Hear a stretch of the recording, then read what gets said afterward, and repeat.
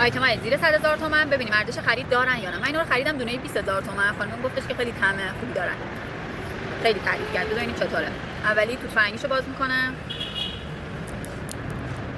منم نیفته. خیلی سفته.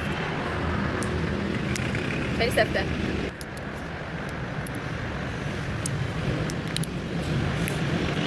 وای خیلی خوبه. یه توت فرنگی ها هست که شکلات ها قدیمی میگرفتیم. بیا اونا رو میده. اینجوری گرده. شبیه توت فرنگی نیست، گرده. توش یه داره از این شهدام داره. مزه توت فرنگی میده، ارزش خرید داره.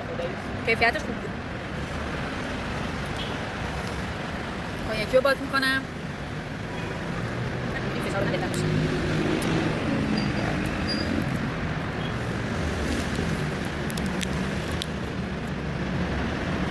خب این طرح روشه خودش ساده سفیده.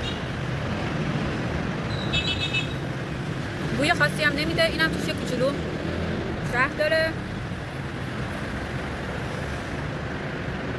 این شیرین تر از توت فرنگیش بود.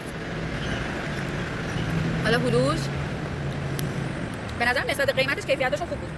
میارزید یعنی ببینم باز میخرم. هلوش هم سفیده. یکاش فکر کردم هلوش هم رنگ هلویی داشته باشه.